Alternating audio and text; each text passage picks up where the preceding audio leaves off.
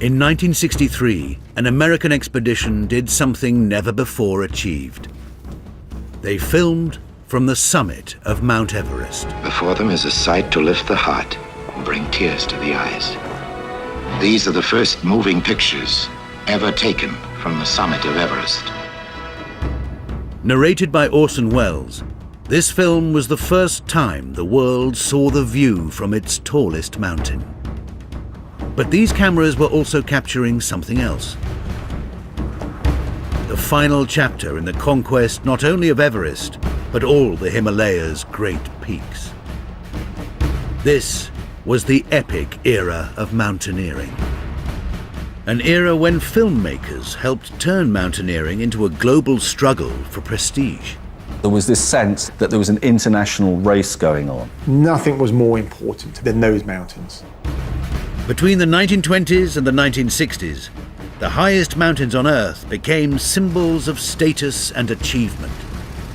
So kommen im Kampf die Hochgipfel die vornehmsten Mannestugenden zum Einsatz.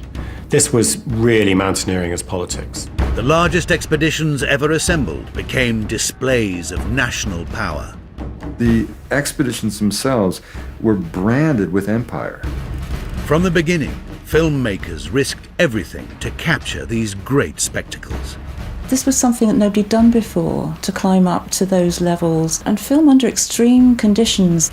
And their films didn't just immortalize these historic expeditions, but helped inspire and finance them in an era when the great peaks became great propaganda.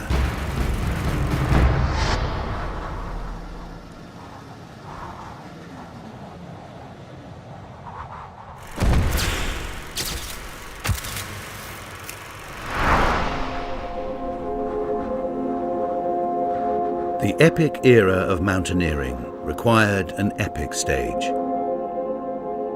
The Himalayas, a mountain range on a scale unmatched anywhere. It's a great arc of mountains stretching for over 1,500 miles, all the way from Afghanistan in the west to Burma in the east. It's just on a colossal scale. The world's 14 highest mountains are all in the Himalayas, the only peaks on the planet that reach over 8,000 meters.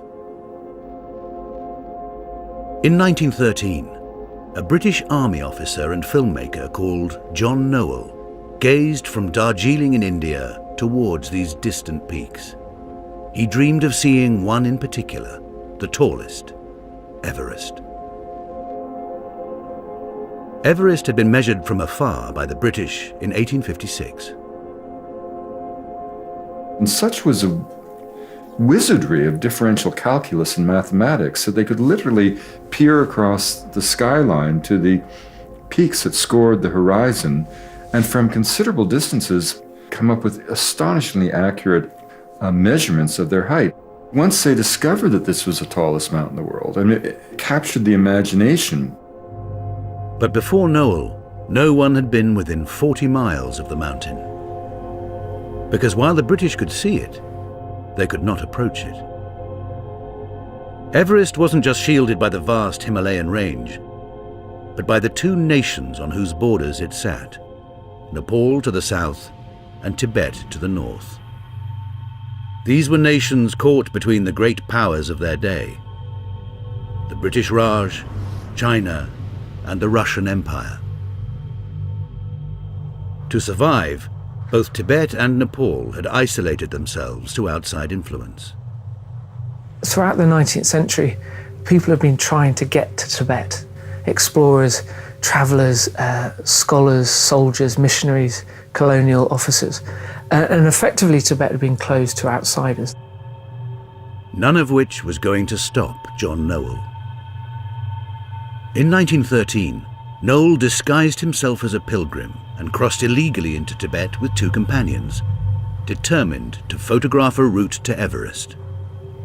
He was about to set in motion the epic era of mountaineering. This is a photograph of my father in 1913 in the disguise that he adopted to go to Mount Everest, and he had this coat made. In his case, he had to blacken his face with boot polish in order to effect a better disguise. He realised that he was going to have to avoid habitation because he didn't want to be seen. And so he had chosen this rather slightly obscure route, and he's written down here that this was an unguarded pass which has hitherto never been explored by a white man. He was incredibly courageous, you know. I mean, you read his packing list: disassembled rifles, a revolver, automatic pistols. There's no doubt about it. They knew what kind of welcome they were going to get. Noel's photographs chart an 8-week odyssey. He was the first Westerner to come within 40 miles of the mountain. And he got close enough to see that there was a series of ridges still between him and Everest, but no one had gotten that close. But he had also been spotted by local militia. And they fired a shot at in my father's direction, and they didn't realise that A, he was well supplied with arms, and that also he was a very fine shot. And so when he launched a shot, they disappeared rather quickly. His cover blown, Noel's journey was over. But he had proved that Everest could be reached. The initial scheme of going to Everest, this was very much the creation of John Noel before the First World War. Having photographed a route to the mountain, next Noel would help inspire the first ever expedition to climb it and film it. In 1919, 5 months after the end of the First World War, John Noel addressed a meeting of the Royal Geographical Society in London. It's very modern, you know, lantern slides and a smoky room. He approaches the podium. There's cigar smoke all over the place. Noel projected slides of his journey to Everest, captured 6 years earlier. And so Noel began his talk saying that had it not been for the war, Everest would have been achieved, and we must achieve it in the wake of the war. And everybody erupted in applause. Noel's audience was filled with veterans of the war. You can't understand who these men were without factoring in the reality that they spent 4 years and 4 months eye deep in hell in the blood, mud, and agony of the Western Front. To men jaded by years of industrialized warfare, Everest had new meaning. By then, the mountains almost become a symbol of regeneration for a nation bled white by the war. His presentation is a huge hit. It all begins with that incredible evening in March of 1919. Following Noel's address, a mission to climb Everest was proposed. An Everest committee was formed, and in 1922, the first great expedition of the epic era of mountaineering departed from northern India. Filming it is the man who had inspired it, John Noel. This expedition carries all the hallmarks of the epic era of mountaineering to come. The first is its huge scale. Over 300 pack animals and 100 Sherpa porters recruited from Nepal carry several tons of supplies. The second hallmark is the expedition's military structure. In command is General Charles Bruce. He and the other 13 British, Noel included, had all served in the First World War. Military guys understand logistics. They understand moving materials from A to B and fighting a campaign. There was a symbiotic relationship between the army and the climbing community. The third hallmark is that this is no leisure pursuit. The expedition's scale and lofty goal means that national prestige is at stake. How it was presented to the public was very much as a kind of expression of national will and ability, and this will bring glory to the nation. The expeditions themselves were branded with empire. Nearly 2 weeks after leaving Darjeeling, the expedition enters Tibet. Passage to the mountain had been secured in return for British aid in Tibet's simmering conflict with China. The final permission to go into Tibet was part of an arms deal. So Everest was never divorced from the geopolitical ebb and flow of empire. It was always integral to it.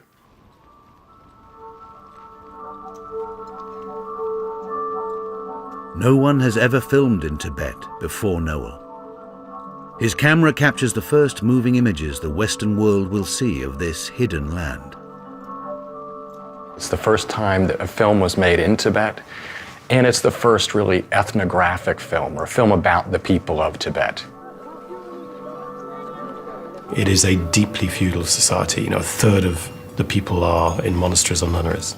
It is, life expectancy is not good. There is no education. You know, it's basic. It's not just the aristocracy that's filmed. He films the man in the street who comes up to look at the camera and smiles. The women out in their tents churning milk who are obviously embarrassed by the camera. I think it's delightful to have captured those kind of images. As the landscape becomes more alien, so does the culture.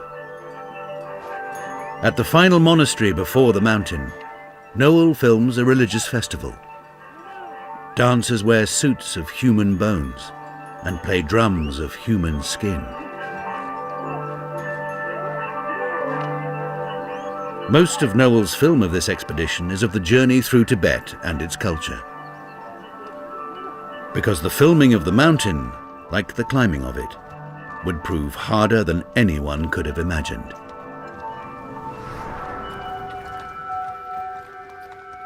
It was the moonshot of the 1920s. They were going somewhere, they didn't even know whether they could survive there. They didn't know whether they could breathe. It was just so beyond ordinary human experience. As the expedition heads into the unknown, Everest appears on film for the first time.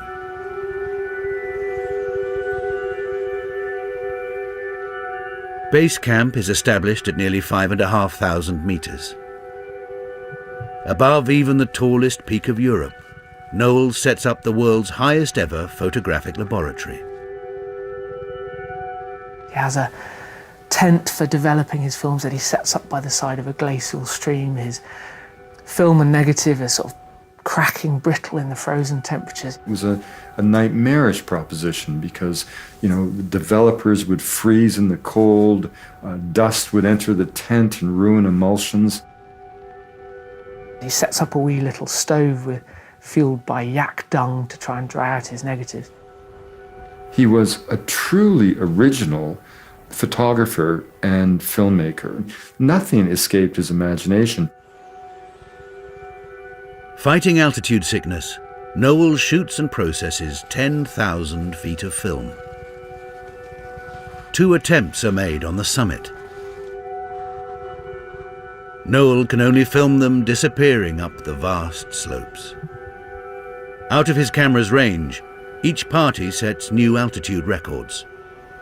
But these are conditions no man has before experienced. Noel films the 2 defeated teams returning.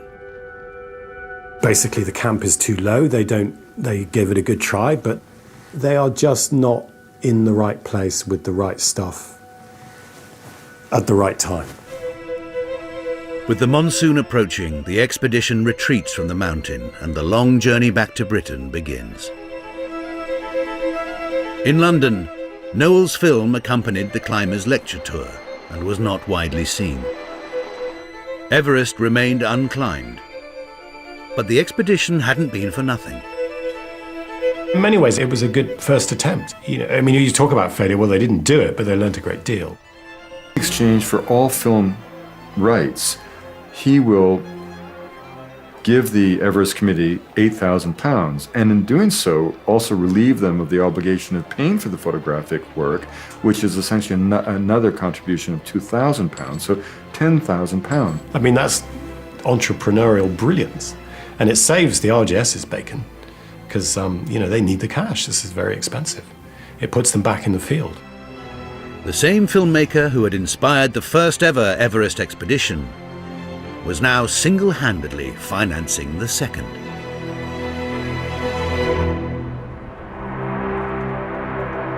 The expedition enters Tibet in 1924, along the same route as its predecessor. Expectations are high, not just among the climbers, but the British public. If you look at the amount of coverage in the Times and the newspapers, it's really remarkable, given everything else that was going on in the world. There was a total expectation of success. At base camp, Noel shoots a portrait of the climbers.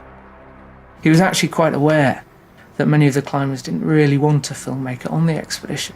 So actually Noel is quite discreet. He's sensitive to the explorers' needs. One figure finds his way to the centre of the lineup. This is George Mallory, second in command of the expedition and the finest British climber of the age. Mallory famously said, "This isn't Hollywood, why do we need a filmmaker?" Filming was seen as kind of an unnecessary vulgarity. They didn't want a cameraman interfering with the climbers. What the climbers did not know was that Noel's film was going to change the course of mountaineering history. As the expedition prepares for the climb, Noel begins putting into practice the lessons learned from 1922. He realized that there was no way you could develop film on the mountain. So he did the extraordinary. He bought land in Darjeeling, he built a photographic studio, and he arranged a relay system. So he's sending back his film on sort of runners and on yaks to have this footage developed and processed. Without having to develop overnight, now Noel can concentrate exclusively on his cinematography. He uses coloured tinting to create atmosphere as the men struggle across jagged glacial ice. I really think he has captured the enormity of it, the desolation.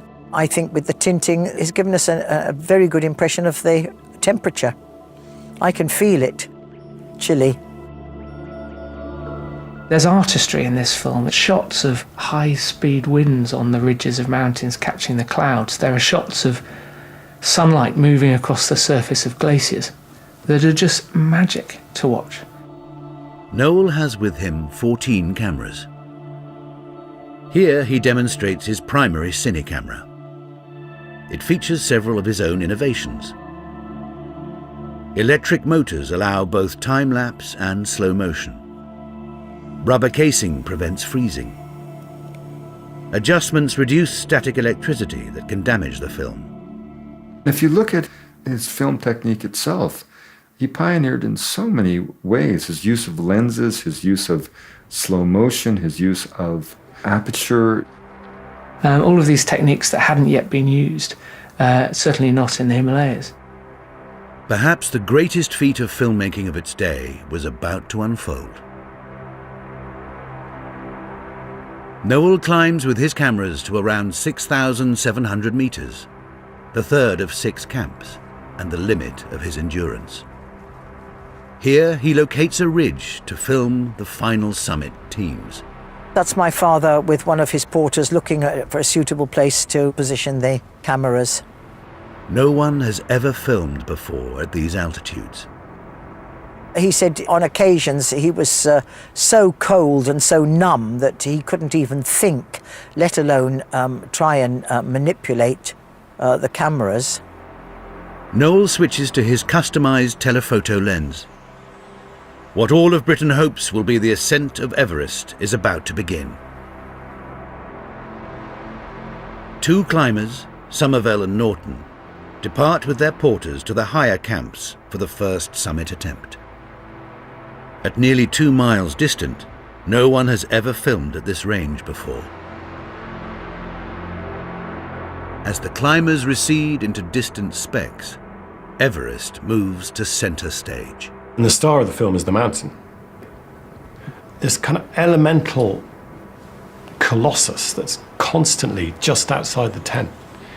I mean, that's the great brilliance of this film, is that you begin to understand the scale of the objective.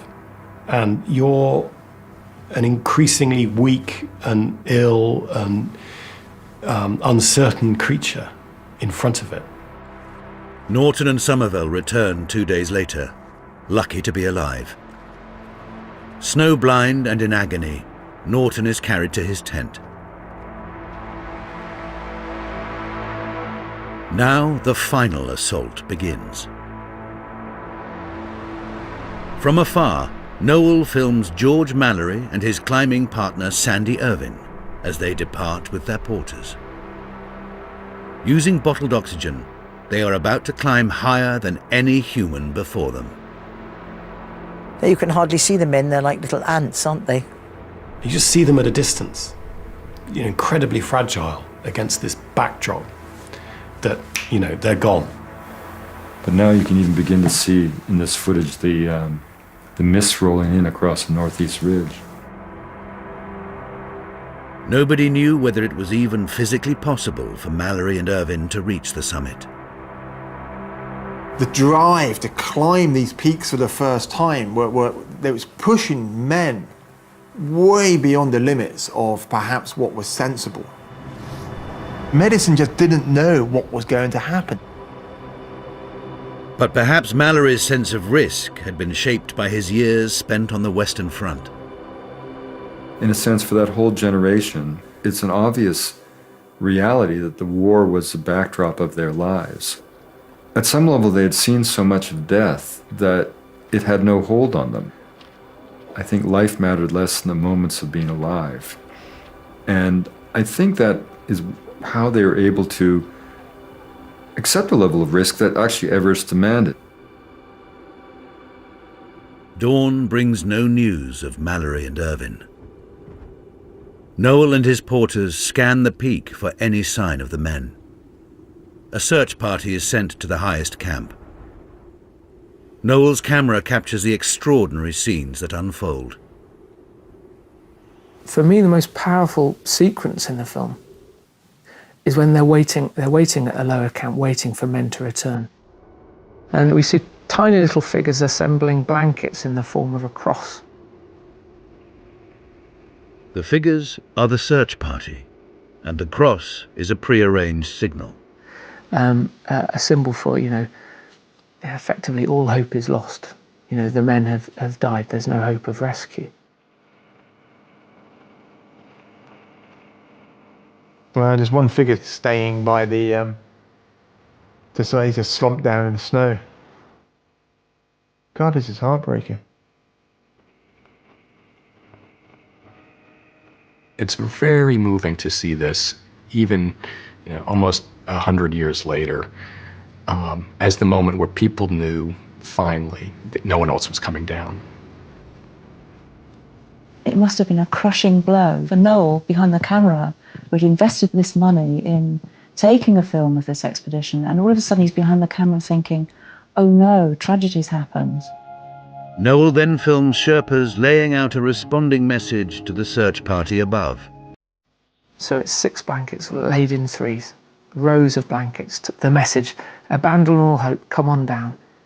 And it's like they're laying out bodies in the snow, these blankets. It's beautiful, it's moving, it's terrible.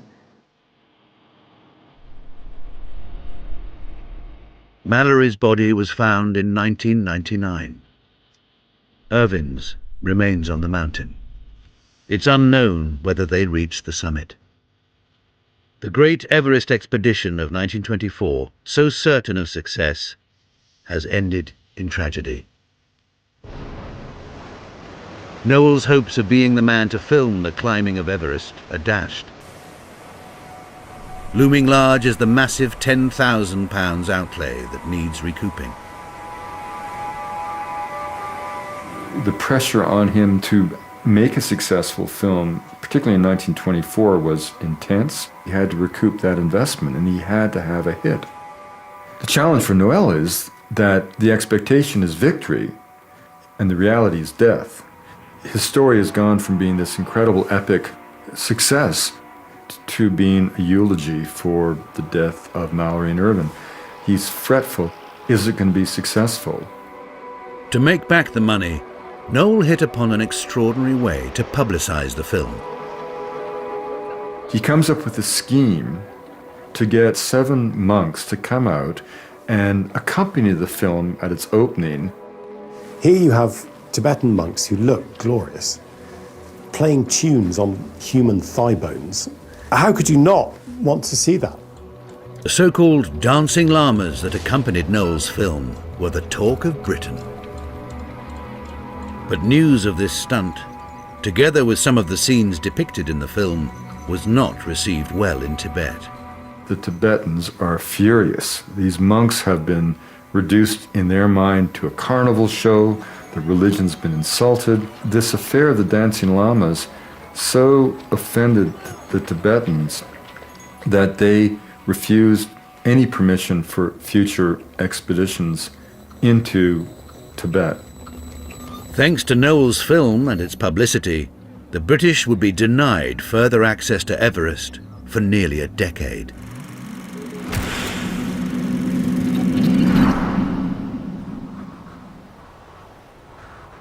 When Tibet readmitted Britain in 1933, they found the Himalayan game had changed.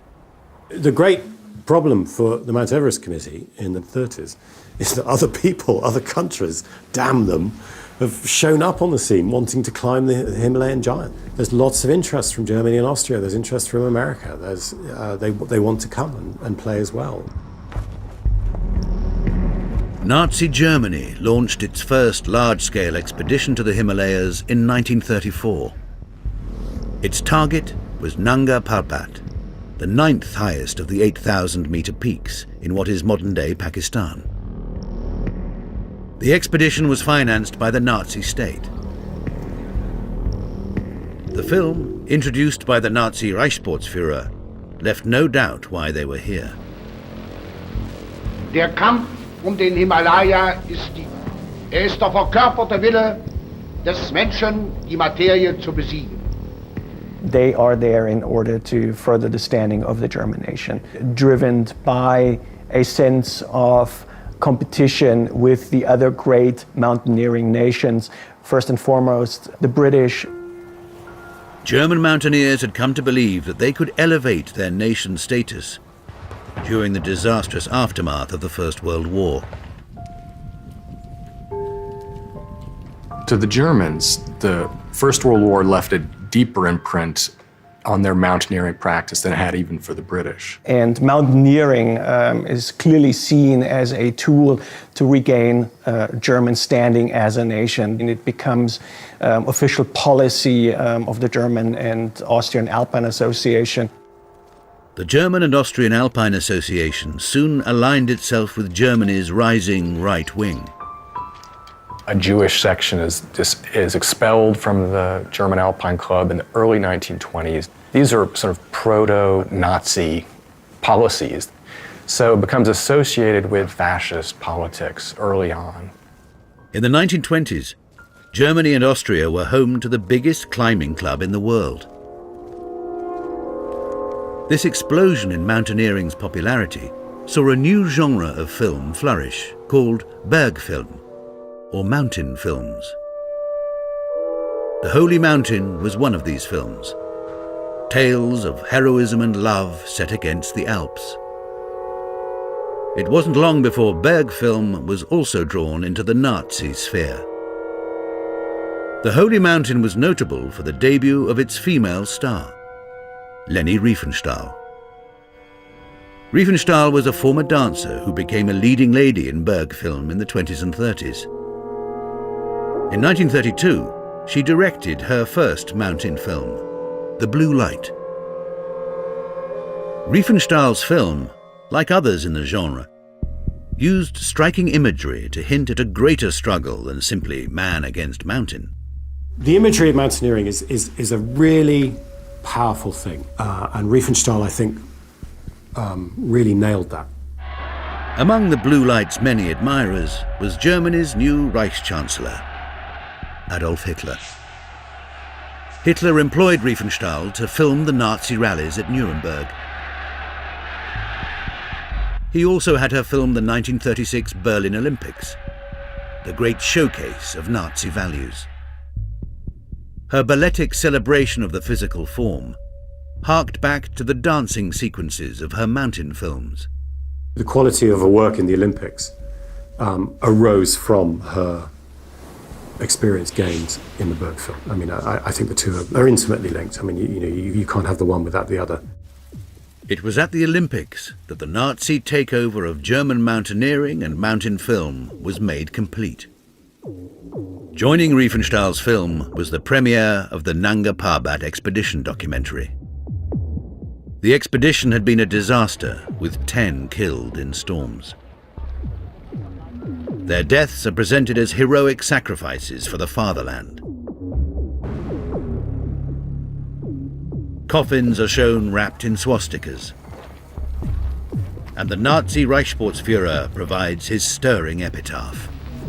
So kommen im Kampf die Hochgipfel die vornehmsten Mannestugenden zum Einsatz. Einordnung in den militärischen Geist der Gemeinschaftsleistung, Kameradschaft, Kampfesmut, lose Hingabe an das Ziel. The Germans weren't alone in harnessing the symbolic power of the Himalayas. A group of Britons, fearful of Nazi expansion, were about to turn Everest into the star of perhaps the greatest publicity stunt of the 1930s. In 1933, a camera crew films a British expedition to Everest arriving at Karachi, India. But this is not mountaineering equipment being unloaded. They were aircraft. And they were part of an audacious plan to be the first to fly over the summit of Mount Everest.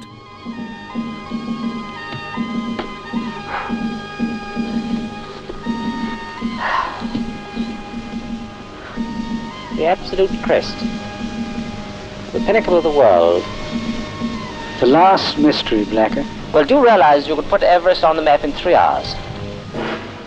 The film portrayed the driving force behind the adventure as British pluck and daring do. But forget the pluck.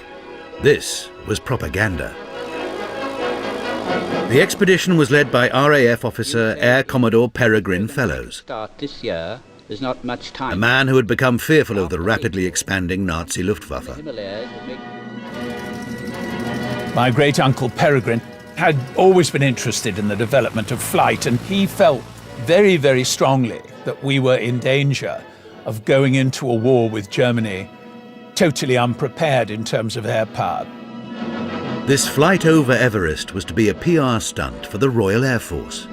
It was a romantic practical purpose. It was to catch the imagination of the public. They thought that, Everest had always been the great sort of challenge to man. The costs were huge, around £1.2 million today. This finance came from private backers, with a stipulation that would cause the pilots great discomfort: that they cooperate fully with the 7-strong camera crew.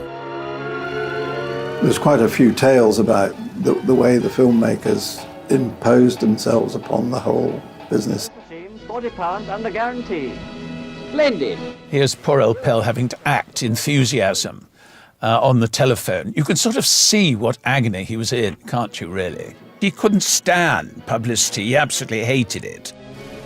The filmmakers shadowed the pilots as they crossed India to their final base south of Nepal. Copy. 2 customized aircraft based on cutting-edge British technology set off to attempt a record-breaking flight. That they hated doing. When they were all waving their hats, it was absolutely ghastly. Of course, the Englishmen, you can imagine. More enthusiasm, chaps, come on!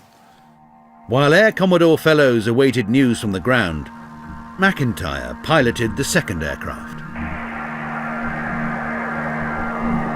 What these men were doing had the ring of a suicide mission. To save weight, they would not be carrying parachutes. Even if you bailed out, nobody would know where you were. There was no communication. A mad exploit, going up in an open cockpit plane in a heated suit. It should never have worked, it was mad. The vicious air currents the planes hit above the Himalayas are captured in the jolting camera work. As they were approaching Everest, and the southern flanks of Everest, they found themselves caught in this tremendous downdraft. McIntyre's aircraft was nearly dashed on the mountainside, barely cresting Everest's southern ridge. He describes the event as experiencing a terrific bump, like passing over an explosives factory when it explodes. The other aircraft made it over the summit and got the crucial shots. How extraordinary must that have been, knowing that no human being had ever seen this sight? None of the climbers, nobody, had ever seen Everest from this angle. I mean, it's really unbelievable. Both aircraft returned unscathed. Did you get there? What is it like? All right. The film, eventually called Wings Over Everest, was a huge success and would win an Oscar. For Air Commodore Fellows, the real success would be evident when Britain would have to fight its war years later. It did achieve its goal. I mean, after that, investment in air power did change substantially over the next few years. And we did have a fighting air force by the time war was declared. But there was another aspect to the Everest flight that makes it central to the epic era of mountaineering. As well as the film they shot, the pilots took extensive aerial photographs of the unknown southern approaches to the mountain. As we shall see, in time these photographs would be vital in planning a route by which the mountain could be climbed.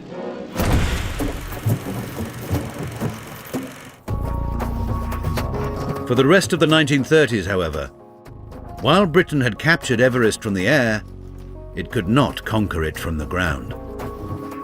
Expeditions to Everest in 1933 and 1936 ended in failure. These were smaller affairs than the great expeditions of the 1920s. Neither had official cameramen. Interest at home was fading. The Germans returned twice more to Nanga Parbat. Even with Luftwaffe supply drops, these expeditions also failed. But the films made of them continued to serve Nazi propaganda. In 1938, a final pre-war British expedition to Everest joined the other British efforts of the decade in failure. These were all truly dreadful failures, long forgotten and overlooked expeditions, but in a way they had become symbols of the impotence of England and Britain on the eve of Hitler's war.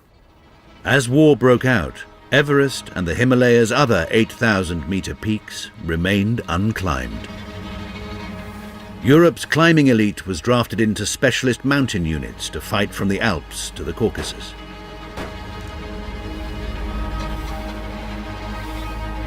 The violence didn't reach the Himalayas. But when the fighting stopped, the quest for the so-called 8,000ers would become a race. The whole political map changes, absolutely fundamentally, in all kinds of ways. In 1947, India and Pakistan were granted independence by a Britain weakened by war. In 1950, the Chinese invaded Tibet, forcing Nepal to open up for the first time. And they said, all right, well, we will open our doors to the West. Nepal didn't want to be swallowed up by China or India. From now on, the British would have no control over who could climb in what was once their Raj. The 14 8,000-meter peaks were open for business to all comers. And in 1950, a French expedition became the first to climb an 8,000-meter peak, Annapurna. By climbing the 10th highest of the 8,000ers, a psychological barrier had been broken. The first ascent of an 8,000-meter peak was a kind of signal that it was possible to get to the top of big mountains. But what nobody had achieved before the war was now starting to happen. There is a fundamental understanding that these things are going to be climbed, and soon. And if you don't get on with it, you're going to miss out. French success on Annapurna was especially alarming for the British. Nepal hadn't just opened up a route to Annapurna, but to the southern slopes of Everest. With Tibet occupied, this was now the only way to reach the mountain. And in 1952, the unthinkable happened. The Nepalese granted access to Everest to a Swiss expedition. The film the Swiss made highlighted the expertise of their climbers. Whereas most of the nations of Europe were fighting each other during the Second World War, the Swiss were neutral. So there was a lot more climbing going on in Switzerland than anywhere else. And the Swiss nearly did it. They nearly did it. They got to 8,500 meters. A mere 300 meters. God, they were so close. It would have been utter dismay that they thought that the Swiss might gazump the Brits, their mountain. Britain secured a permit to attempt Everest through Nepal the following year. The competition to climb the mountain was entering overdrive. There was this sense that there was an international race going on for who could get up Everest. The Nepalese government was giving permission for one country each year to have a go. In 1952 it was the Swiss, in 1953 it was the British, in 1954 it was going to be the French, in 1955 it might have been the Americans or the Swiss. There were requests coming in from all over the world.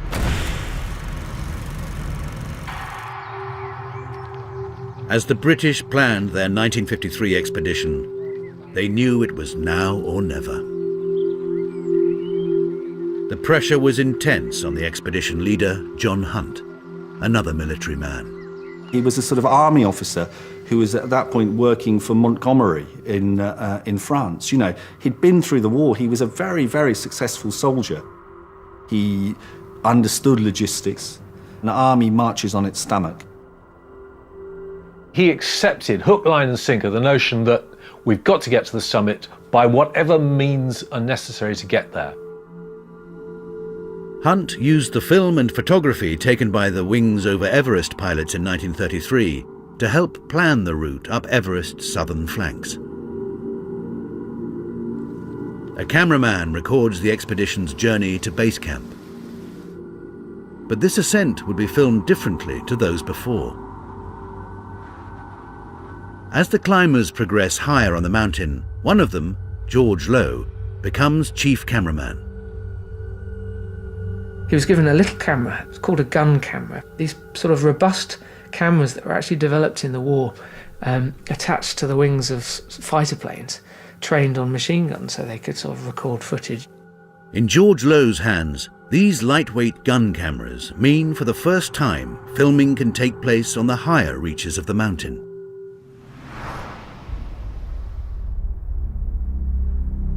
At around 7,500 meters up, the expedition meets its greatest challenge, the Lhotse face, a 1,200-meter slope of ice. Hunt plans to haul nearly a ton of supplies up this frozen face to support his final assault teams. George Lowe and his team are tasked with cutting the steps the porters will follow. Getting up the Lhotse face really was a sort of epic of tenacity. The big fear for any expedition was that you wouldn't get up in time before the monsoon. Struggling with exhaustion, Lowe and his team fall behind schedule. With the expedition in the balance, Hunt climbs up to Lowe. There was something slightly mischievous sometimes about George Lowe's filming because he sort of liked to show people, in desperate straits. Here was Hunt coming up to chivvy him along and he's saying, actually, look, you're exhausted, You can just see that look on his face, George, stop filming.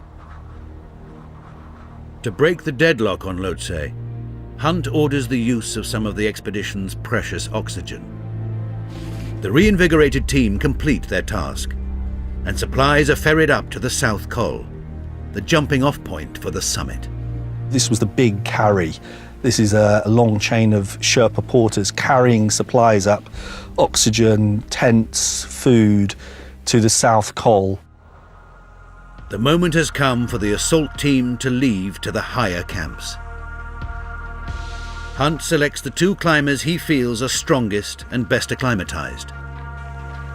They are a summit team unlike any the British have sent before. One is a New Zealander, Edmund Hillary, and the other a Sherpa, Tenzing Norgay. They leave for the highest camp and the summit attempt. But this is where the filming stops.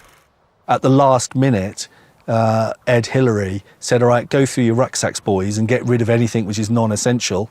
And one of those non-essential things turned out to be the film camera. And so even though George Low went up to the high camp, he didn't film it.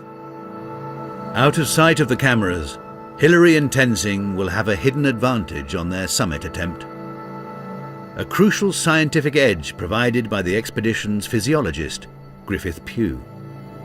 About 20 years ago, I interviewed most of the team who were still alive then, and when I went to see the doctor, well, he's a surgeon, Michael Ward, the first thing he said to me, the most important person, the man who really made Everest a success in '53 was Griffith Pugh. Griffith Pugh had studied the physiological reasons why previous Everest expeditions had failed. As Hillary and Tenzing began their final climb, they were using oxygen sets with double the flow rate of previous designs. This was thanks to Pugh's research into why previous oxygen sets had not been effective. The sets had been developed from high altitude flying, and Griffith realised absolutely immediately that pilots are sitting in their cockpits not carrying the sets, whereas climbers are taking strenuous exercise. So if pilots need 2 to 2.5 litres of oxygen, it's obvious that climbers must need much more to get any benefit. 190,000 litres of bottled oxygen were taken to Everest by the British, 4 times as many as any previous expedition. Along with oxygen, the other fundamental advantage Pugh gave Hillary and Tenzing was equipment to melt large quantities of snow into water. What Griffith realised was, apart from sweating and evaporation, climbers also lose water because they breathe out hot, wet air and they breathe in dry mountain air. So they lose water from their lungs. In 1952, the Swiss had been reduced to melting snow over a candle for water at their highest camp. When Hillary and Norgay became the first men to stand on the summit of Everest on the 29th of May 1953, Hillary was so well hydrated that he was forced to answer the call of nature. Hillary talking about having a pee on the summit. Yes, you had to have a pee on the summit. Yes, good point, yes. I mean, that's incredible because he's so well hydrated. I mean, you cannot overstate the importance of that issue. The day after Hillary and Tenzing summited the mountain, cameras at the lower camps spot 3 figures returning. It's the 2 climbers along with George Low. No one knows if the mountain has been climbed. This is kind of, one of the most famous scenes in mountaineering film. And what makes it so great is it is spontaneous. Hunt doesn't know. Can you imagine? He's the expedition leader and he doesn't know they've summited. And all of a sudden, George is at the front of the rope, starts putting his thumb in the air and pointing to the summit with his ice axe. And, we've done it. Hunt leaps on Hillary and just leaps on Tenzing. And you get to see the relief. What a wonderful piece of filming. The highest mountain in the world has been climbed. The timing was impeccable. News was rushed back to Britain on the day of Queen Elizabeth's coronation. This thing turned into something which nobody could have predicted. If the fact of these things coming together at the same time sort of turbocharged the expedition, and it was all over the newspapers, all over the world. The film was released with the triumphant title, The Conquest of Everest. George Low's gun camera photography brought home the thrill and danger of high-altitude mountaineering like never before. A stirring commentary ramped up the heroics. Hillary and Tenzing stood on the summit of Everest. The top of the world has been reached. It was a blockbuster success. This was the story of the moment, and everything about Everest was selling in enormous numbers. The film's climactic image was the summit photograph of Tenzing Norgay, a Sherpa, flying the flags not just of Britain, but of the United Nations, Nepal, and India. It was a story for a new Britain, no longer the head of an empire, but a new Commonwealth. This was the period where Britain was trying to sell the idea of the Commonwealth, and so they liked the fact that this was a sort of a rainbow coalition. Well, the Foreign Office occasionally sponsored shows of the film abroad. They certainly saw it as British propaganda. It's their attempt to say, this is Britishness today. It's not just white. It includes all the peoples of the Queen's dominions and territories and so forth. Britain had taken the ultimate prize in international mountaineering. But it had only returned with still photographs of the summiteers. There was still prestige to be found among the 12 remaining 8,000ers, including being the first to film from one of their peaks. The same year Britain climbed Everest, the Germans and Austrians returned to Nanga Parbat. The expedition film was German propaganda of a new sort. Not to promote Nazi ideals, but the fruits of the post-war German economic miracle. It depicts tents made by Deuter, it depicts Löwenbräu beer, it depicts communications devices by Telefunken, and so on. A strategy that nowadays is very common, and that's called product placement. The flag the Germans took with them to the summit was the flag of Pakistan. But it wasn't the German flag, and it was not the Austrian flag, so a clear dissociation from previous nationalistically tainted events. As the climbers leave for their summit attempt, like the British on Everest, the cameras can go no higher. This wasn't going to stop the filmmakers from visualizing the climb's finale. When it came to making the movie, they did something which nobody else had done, which is they reconstructed it. What's interesting is that it wasn't accurate. Herman Buhl famously crawled to the summit of Nanga Parbat on his hands and knees, fueled by amphetamines, totally exhausted. In the movie, you see this rather nice, steady progress of this guy with his ski poles silhouetted against the sun. The film was made by Hans Ertl, a veteran cameraman of pre-war German mountain films and a former lover of Leni Riefenstahl. Hans Ertl had learned his craft from the father of the German mountain film, Dr. Arnold Funk. A lot of play between mountain and light and shadow. It's the filmic language of the mountain film that Hans Ertl was trained in. While German mountaineering had thrown off its pre-war political associations, German filmmakers were still enthralled to the aesthetic of the 1930s. German success on Nanga Parbat was followed a year later by an Italian expedition to K2, the second highest of the 8,000-meter peaks. The Italians wanted to outdo the British on Everest. K2, they said, was the Himalaya's most difficult peak, and they were determined to not only reach the summit, but to film it. They knew from the beginning they were going to make a movie. And the thing that the summiters wanted to do, in particular Achille Compagnoni, was to film on the summit.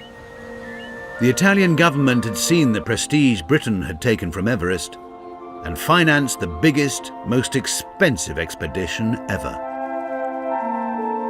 Over 700 men helped get the Italian climbers to the summit.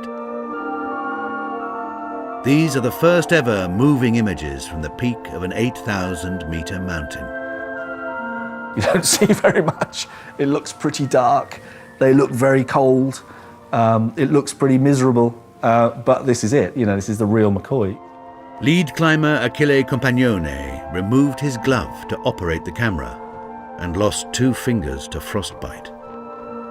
But these were the all-important images the Italians had come for.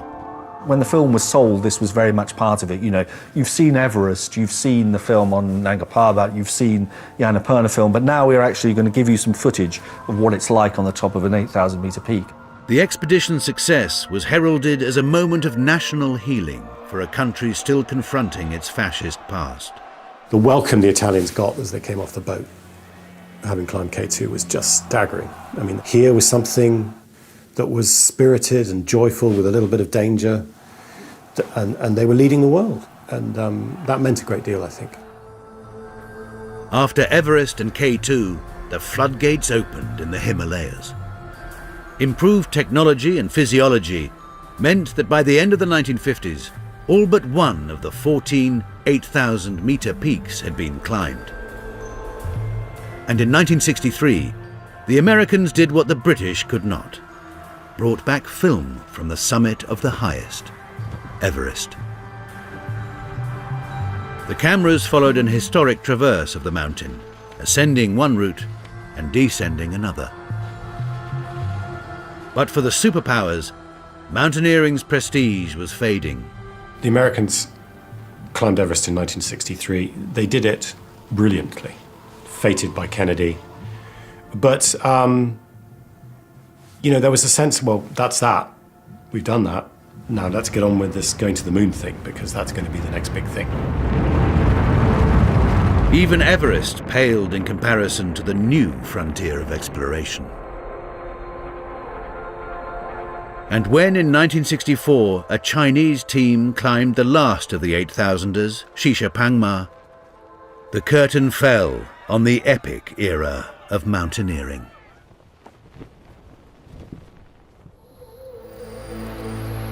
Today, more people climb mountains than ever. But the symbolic power of the 14 great 8,000ers is forgotten. The difference between modern mountaineering and the mountaineering from the 20s to the end of the 1950s, early 60s, is that in those days it was a national event. People were able to get funding to go to big mountains by saying, this is all about our country, planting our flag on the top.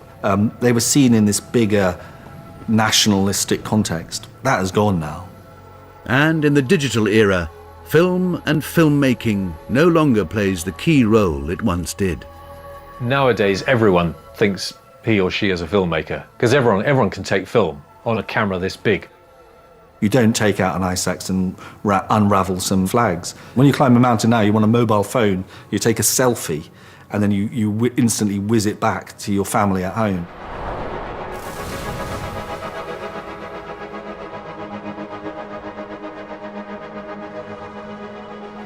Tragedy strikes 2 of the finest climbers of their time as the Epic of Everest charts Mallory and Irvine's ill-fated expedition in just a moment here on BBC4.